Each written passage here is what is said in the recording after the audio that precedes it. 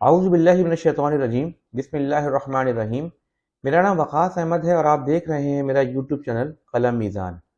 معاشی نظام کے حوالے سے یہ میری چوتھی ویڈیو ہے اور اپنے گزشتہ ویڈیوز میں میں یہ بات کر چکا ہوں کہ اسلام کو علمی اور عملی طور پر سربلند کرنا اور یہ ثابت کرنے کا کہ یہی وہ نظام ہے، چاہے غیر مسلم اسے مانے یا نہ مانے کہ یہ وہی پر مبنی ہے کہ نہیں، لیکن یہی وہ نظام ہے جو عالم انسانیت کے لیے بھلائی اور فلاح کا باعث ہے۔ کاش ہمارے یہ مسلمان انٹلیکچوئلز، لیڈرز، تھنکرز پر بھی یہ بات واضح ہو جائے۔ اسلام کا ٹرولی امپلیمنٹڈ سسٹم ماضی میں بھی دنیا نے دیکھا اور انشاءاللہ دنیا یہ نظام پھر دیکھے گی انشاءاللہ۔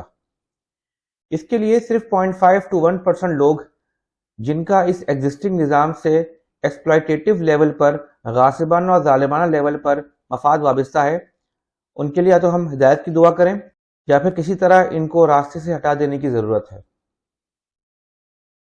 پچھلی ویڈیو میں یہ تسلیم کرتے ہوئے کہ سرمایہ دارانہ نظام کے بہت سے پہلو اچھے، کارآمد اور کامن سینس پر مبنی ہیں اور یہ کوئی نئی دریافت نہیں، کئی زمانوں سے اچھی یوزفل باتیں دنیا میں رائج رہی ہیں، بادشاہت میں، شہنشاہیت میں، فیوڈلزم میں اور اسلامی خلافت میں۔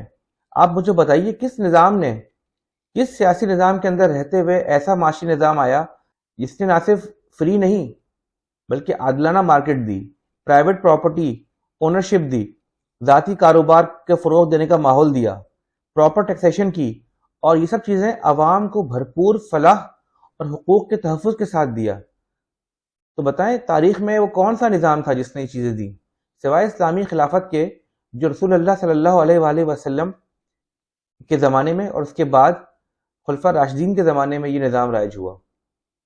بے شک 25-30 سال کے لیے ہوا، لیکن ہوا۔ تو اسلام تو سرمایہ دارانہ نظام کے مثبت پہلوؤں کو تو بہت پہلے سے، تقریباً ایڈم اسمتھ کی پیدائش سے 1100 سال پہلے سے پروموٹ کر رہا ہے اور قانونی طور پہ دنیا کو سکھا چکا ہے اور چلا کے دکھا چکا ہے۔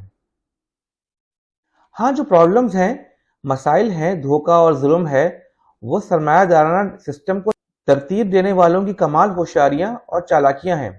طاقت، زور، زبردستی اور دھوکہ دہی کو وہ سسٹم کی کامیابیوں میں ہی لیتے ہیں، جس کو میں سو کالڈ کامیابیاں کہتا ہوں، بلکہ کہنا تو چاہیے کہ 200 سال سے یہ سکسیس فار فیو ہے، سکسیس فار فیو پیپل اور فیو نیشنز، یہ کہنا بھی مناسب ہوگا۔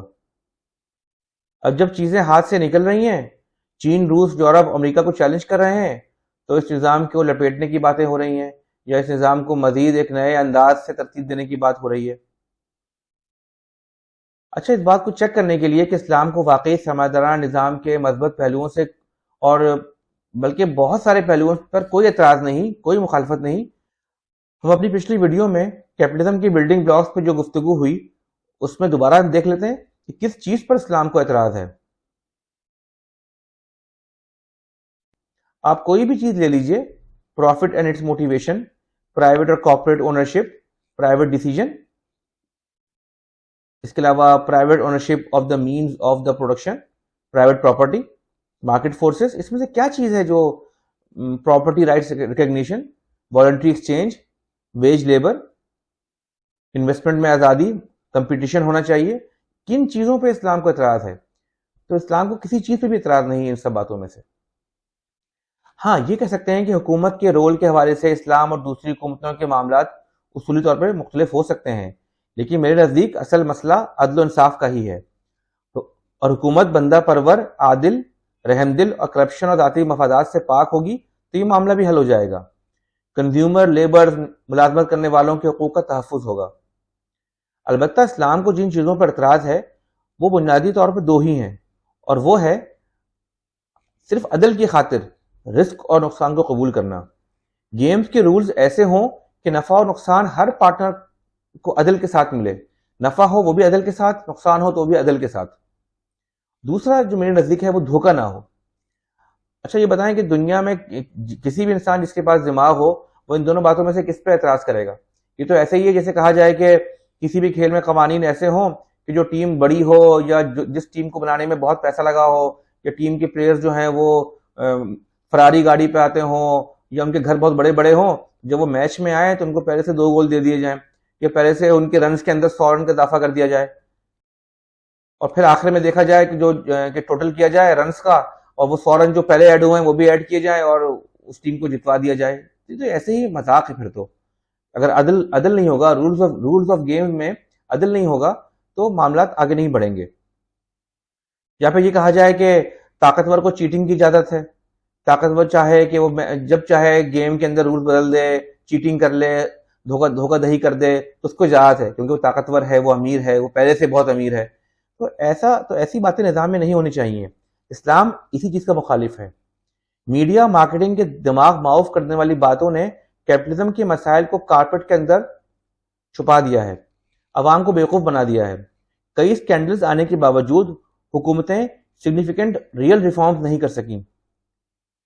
پیڈ میڈیا نے اسموک اسکرین کے ذریعے ایک طوفان برپا کر دیا کہ سب ٹھیک ہے، اور آج دنیا میں غربت اور دولت کی تقسیم کو اس جگہ تک پہنچا دیا جو آپ کے سامنے ہے، جو میں نے اپنی پہلی ویڈیو میں بیان بھی کیا.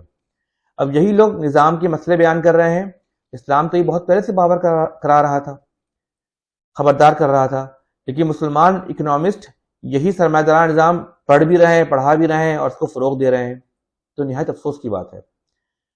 خیر، اسلام کو معاشی نظام میں پریسائزلی کس بات سے اختلاف ہے اور وہ کن باتوں کو برداشت کرنے کو تیار نہیں، اس کا تعلق میری نظر میں اکنامک سسٹم سے زیادہ مانیٹری سسٹم ہے.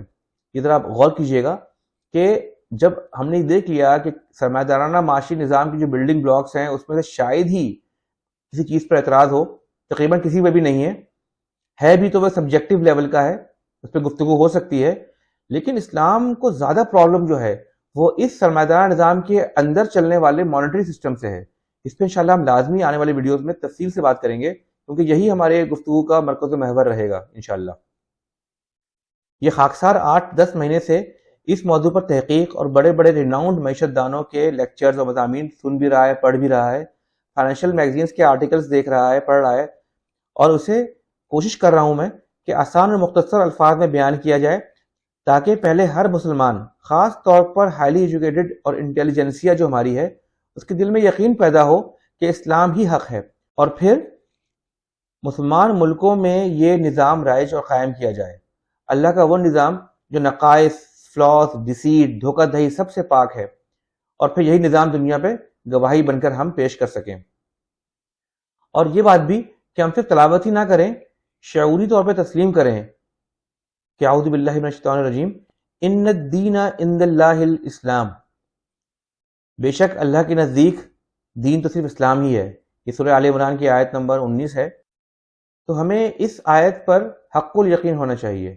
انشاءاللہ معاشی نظام کی ویڈیوز پہ بات چیت چلتی رہے گی. وآخر دعوانا الحمدللہ رب العالمین.